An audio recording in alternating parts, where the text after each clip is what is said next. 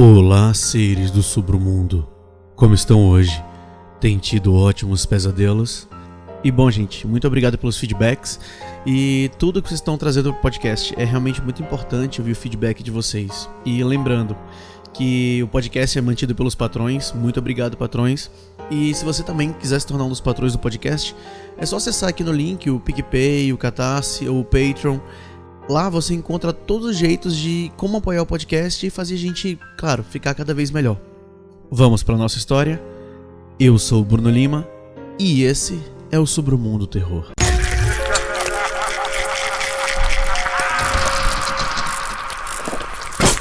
Submundo Terror.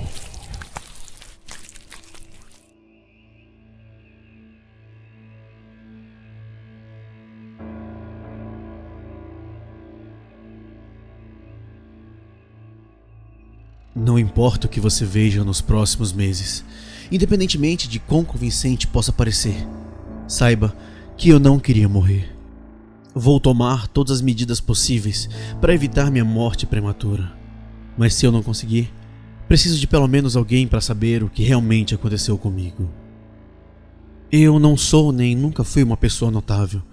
Nunca fui terrível, mas também nunca fiz grandes coisas. Para ser franco, desde que eu saí do ensino médio, encontrei meu lugar na mediocridade eterna. Honestamente, ser perfeitamente normal não me incomodou muito enquanto eu crescia. A vida era decente, eu não me incomodava e parecia que tinha muito tempo para melhorar. Mas assim que entrei na casa dos 30, o tempo que eu tinha perdido começou a desgastar minha confiança e um surto de ansiedade invadiu minha existência pacífica. Para me sentir melhor, eu decidi ir na casa dos meus pais, dar uma olhada nos antigos vídeos caseiros, pensando que talvez, quem sabe, pudesse ter uma ideia de onde perdi minha paixão por viver. Eu remexi o porão dos meus pais enquanto eles estavam no mercado, para procurar as memórias há muito tempo esquecidas.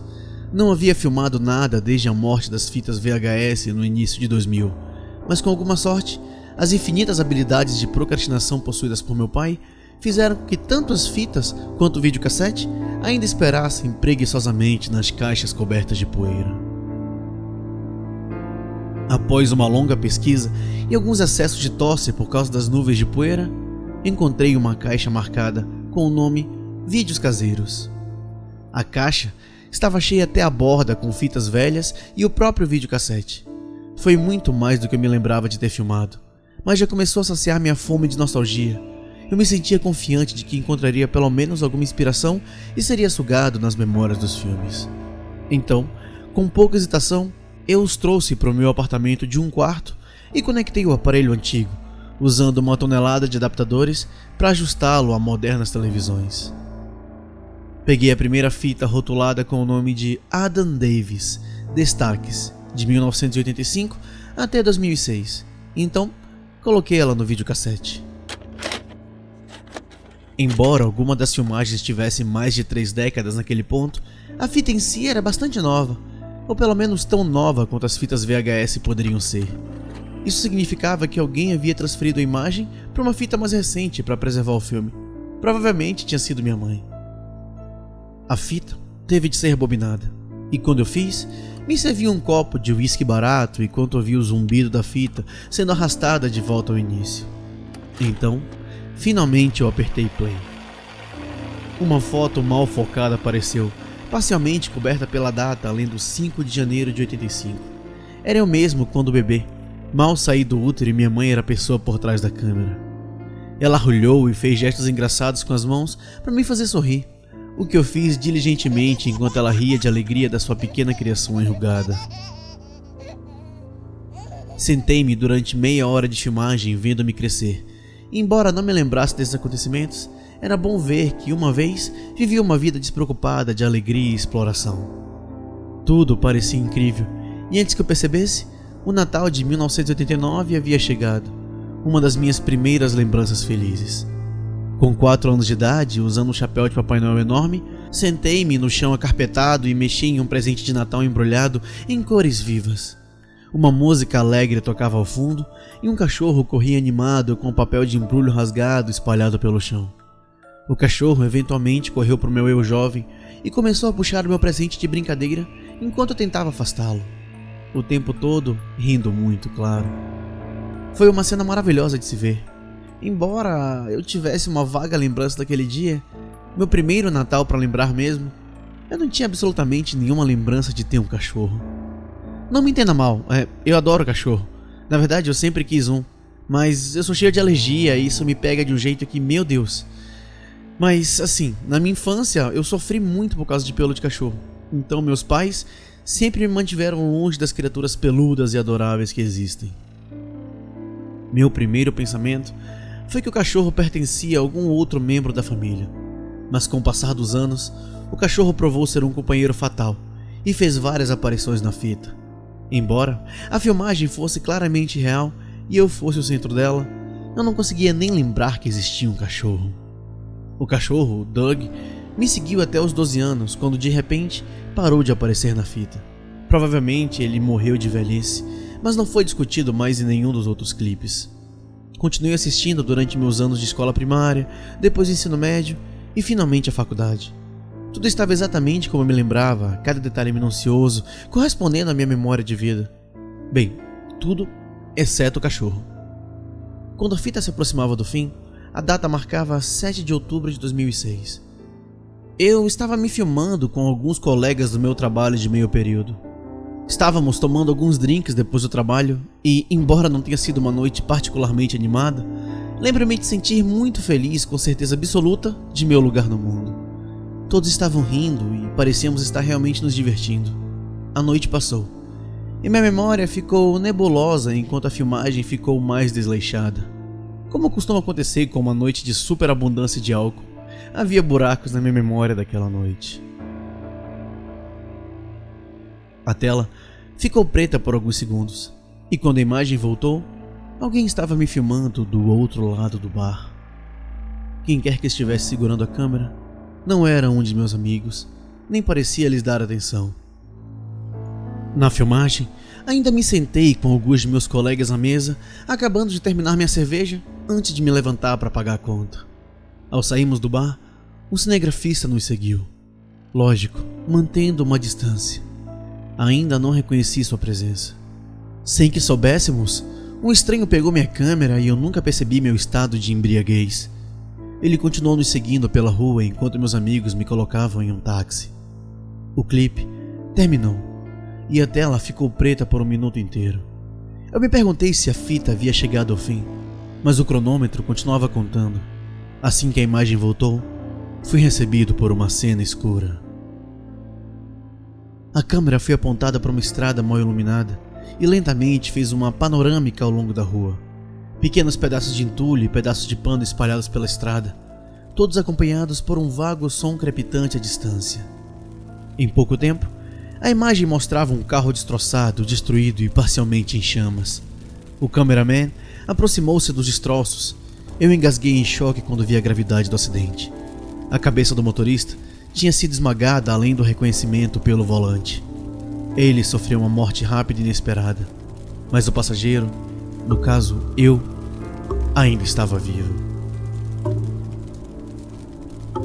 Ele se aproximou do meu corpo mutilado enquanto eu tentava desesperadamente me livrar do meu assento, mas eu estava preso sob o metal retorcido e minhas pernas ficaram quebradas presas nele. O fogo se espalhou lentamente no início e o cameraman ficou parado assistindo enquanto ele chegava perto do meu corpo. Ainda assim, não notei ninguém me filmando. O fogo começou a se espalhar mais rápido e eu gritei em agonia enquanto subia pelo meu corpo em direção ao meu rosto. Minhas roupas se fundindo na minha pele e meu rosto queimando com o calor. Depois que o fogo consumiu a maior parte da minha pele, matando cada uma das terminações nervosas, parei de gritar, embora nunca parasse de me mover, não até que meus músculos parassem de funcionar. Então, eu finalmente fiquei quieto. Não tenho certeza de quanto tempo a cena durou, nem me importo de voltar e verificar. Fiquei paralisado de medo enquanto ouvia cada segundo dos meus gritos suplicantes até o momento em que fiquei em silêncio e finalmente morri. Minha vida havia acabado diante das câmeras no dia 7 de outubro de 2006. Essa Foi apenas o fim da primeira fita. Fiquei sem palavras tentando descobrir se havia sido vítima de alguma pegadinha doentia ou se a filmagem mostrava uma versão alternativa de mim mesmo que nunca saiu da faculdade. Peguei outra fita e li o título: Adam Davis Highlights, 1985-2002. Com extrema ansiedade, removi a primeira fita e inseri a segunda no reprodutor, seja por curiosidade mórbida ou por uma necessidade desesperada de encontrar respostas. Eu decidi assistir mais uma. A filmagem era quase idêntica à primeira fita, mas nenhum cachorro apareceu no filme. Ao invés disso, a única mudança notável em minha vida foi o fato de que meu avô morreu em 1999 ao invés de 1993, e que a cor do meu primeiro carro mudou de preto para vermelho. Continuei avançando a fita até o final, apenas assistindo a alguns clipes ao longo do caminho. Uma vez no final, o dia foi datado de 15 de novembro de 2002. Era uma festa, e embora jovem demais para beber legalmente, não me impediu de aproveitar as ocasionais festas em casa. Lembro-me de deixar o local por volta da meia-noite, após ser rejeitado por minha paixão, e caminhar a jornada de 3 quilômetros para casa sozinho no escuro. Enquanto eu caminhava, alguém me seguia à distância, me filmando sem meu conhecimento, assim como na primeira fita. Atravessei a rua e peguei um atalho por um beco, e fui imediatamente interrompido por uma figura encapuzada. A cena foi filmada de muito longe para ouvir o que estava acontecendo, mas a pessoa encapuzada puxou uma arma e eu levantei minhas mãos em resposta e imediatamente congelei. Se era para ser um roubo ou uma situação de refém, eu não sabia. Eu apenas mantive minhas mãos erguidas enquanto o ladrão acenava erraticamente com a arma. Antes que eu pudesse neutralizar a situação, a arma disparou e me atingiu a queima-roupa na garganta. Eu caí no chão, segurando a minha garganta, tentando fazer com que o sangue não saísse. Enquanto eu estava lá, tentando desesperadamente diminuir o sangramento, o cameraman se aproximou de mim com passos lentos e pacientes. Dessa vez, percebi que o estranho se aproximava, e então eu olhei para a câmera enquanto tentava respirar, incapaz de gritar por socorro. Levei menos de 1 minuto para sangrar até a morte, a câmera continuamente se aproximando do meu rosto em pânico, até o momento em que dei meu último suspiro gargarejando e depois tudo ficou preto. Em 2002, morri sozinho na rua, sem saber o porquê. A mesma cena se repetia para cada uma das gravações. Cada vez pequenos detalhes eram alterados, memórias que não faziam sentido, coisas que não aconteciam, mas sempre terminavam com minha morte prematura. Em 29 de setembro de 2004, afoguei-me quando meu carro afundou no rio. As janelas não abriram e não consegui quebrar o para-brisa. Em 13 de janeiro de 2005, caí de um penhasco e quebrei as pernas durante uma caminhada sozinho em uma cidade vizinha. A queda causou uma fratura exposta que cortou uma das minhas artérias. E então, levei 1 hora inteira para sangrar enquanto tentava desesperadamente rastejar para obter ajuda. 4 mortes, cada uma filmada por um estranho, nunca oferecendo uma mão amiga, nunca falando uma única palavra. Voltei para a casa dos meus pais com a caixa de fitas e exigi saber o que diabos estava acontecendo. Eles deram uma olhada para elas e negaram saber sobre sua existência. Apesar da extrema preguiça de meu pai, há muito tempo ele começou a digitalizar as filmagens e colocá-las em um HD, e armazená-las em um cofre à prova de fogo. Eles me mostraram os vídeos caseiros que haviam feito, e tudo parecia exatamente como eu me lembrava, sem nenhuma morte horrível no final. As fitas devem ter sido colocadas no porão recentemente, já que uma enchente destruiu a maioria das coisas armazenadas lá há apenas 1 ano atrás, enquanto meu pai estava no exterior. Quem quer que tenha colocado os vídeos lá, não foi meu pai. Depois da conversa com meus pais, meu primeiro instinto foi jogar as fitas em uma cova de fogo e esquecer que elas existiram. Mas pensamentos mais sãos prevaleceram. Tive de falar com a polícia para descobrir quem os tinha feito e, mais importante, como. Eu coloquei as fitas no meu carro, verificando cada um dos títulos mais uma vez, quando percebi um marcado Destaques 1985-2022. Eu parei no meio do caminho e apenas olhei para a fita na minha mão. Já era bizarro segurar uma fita cassete com data do futuro, mas o fato de já saber do seu final me horrorizou ainda mais. Depois do que parecia uma eternidade de contemplação, decidi ver o que a fita tinha a oferecer. Um vislumbre do meu futuro próximo, para melhor ou para pior. Se ela revelasse qualquer detalhe, talvez eu tivesse a chance de escapar de qualquer coisa que o destino reservou para mim. Olhei atentamente para cada memória retratada na tela da televisão, desesperado para procurar qualquer desvio da minha memória. Se eu tivesse sorte, seria uma realidade completamente diferente, mas não importa o quanto tentasse procurar por qualquer discrepância, ela combinava perfeitamente com a minha vida atual. Quando a fita chegou a dezembro de 2019, respirei fundo e pausei o vídeo por um momento. Talvez eu devesse ter deixado a polícia lidar com isso. Se o destino está predeterminado, então como poderia evitá-lo? Mas eu tinha que saber o que aconteceria comigo. O desejo era irresistível. Então, eu apertei o play mais uma vez. A data era 17 de dezembro de 2019 e a imagem revelava um quarto de hospital frio e cinza. Eu estava lá, segurando a mão da minha mãe inconsciente, quando ela deu seu último suspiro e ficou estranhamente silencioso, como se sua presença tivesse deixado o mundo. O médico na sala me garantiu que ela não sentia nenhuma dor, que estava em paz, mas a verdadeira causa da morte nunca foi revelada. Quem o filmou não parecia ter participado da interação, assim como nos demais clipes. O estranho simplesmente nos observava, sem ser percebido por quem realmente estava na sala.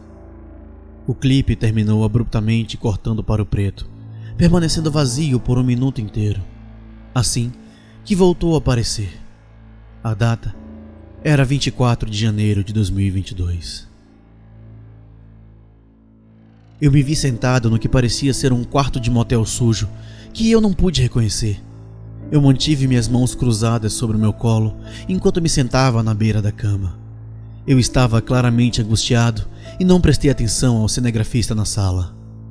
Então, continuou assim por alguns minutos, eu murmurando algumas frases incompreensíveis e em pânico, e a câmera permanecendo focada em minhas mãos. De repente, levantei minha cabeça em direção ao cinegrafista com olhos suplicantes. Por favor, eu não quero fazer isso. Não me obrigue a fazer isso. Eu não quero.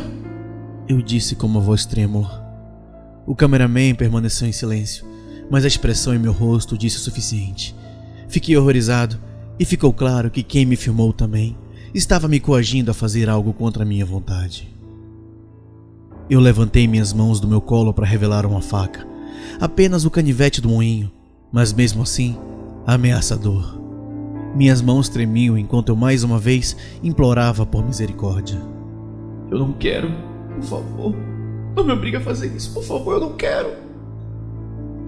Em seguida, direcionei minha atenção para a faca e, sem hesitar mais, mergulhei-a no meu pulso, arrastando pelo braço até o cotovelo, enquanto eu estremecia de agonia. Sentei-me imóvel na cama, enquanto o sangue viscoso escorria do corte. A câmera manteve seu foco em mim enquanto a vida lentamente se esvaiu do meu corpo. Minutos se passaram e eu caí morto no chão, deixando escapar um último suspiro antes de sucumbir à perda de sangue. A fita terminou com as familiares linhas irregulares e tela cinza, com um bip agudo e monótono, a única coisa que me fez companhia naquele momento. Após a última fita, fui direto para a delegacia e entreguei todas as fitas para os policiais. Eles estavam hesitantes no início, mas rapidamente mudaram de ideia quando viram a filmagem. Claro, a explicação deles estava mais dentro do reino das possibilidades lógicas, que alguém entrou, alterou a fita e criou um vídeo adulterado para me assustar. Embora eles levassem isso muito a sério como uma ameaça à minha vida e jurassem que me manteriam a salvo enquanto investigavam. Infelizmente, sem o suspeito, seria difícil fazer qualquer coisa. Fiquei com pouca escolha a não ser me esconder em minha casa com todas as portas trancadas e todas as janelas cobertas. Depois de chegar em casa, sentei-me ao lado do telefone e esperei que a polícia me ligasse com qualquer atualização. Embora eu soubesse que se algo acontecesse, levaria dias, se não semanas, para descobrir algo. É possível que seja outra realidade e que eu fique bem. Talvez seja apenas uma brincadeira doentia e não alguém que pode literalmente ver o futuro. Esses são apenas pensamentos sem esperança, porque cerca de 1 hora atrás eu recebi um telefonema de meu pai. Ele me disse que minha mãe desmaiou no banheiro e que estão levando ela para o hospital. Ele fica me garantindo que ela vai ficar bem, mas eu sei que não. Em algumas semanas, minha mãe estará morta e logo depois eu vou estar também. Gostaram da história, seres do submundo? Se você está ouvindo isso aqui pelo YouTube, não esquece de se inscrever aqui, ativar o sininho, curtir o vídeo, ajuda muito. Se você está ouvindo por Spotify, Deezer ou qualquer outro agregador, também se inscreva. Assim você fica sabendo de todas as atualizações do podcast assim que eles saírem, você recebe a notificação logo de cara. E lembrando, se você quiser se tornar um dos patrões e ajudar o podcast, é só olhar aqui na descrição todas as formas possíveis que você pode ajudar a gente. Muito obrigado por tudo. Boa noite e bons pesadelos.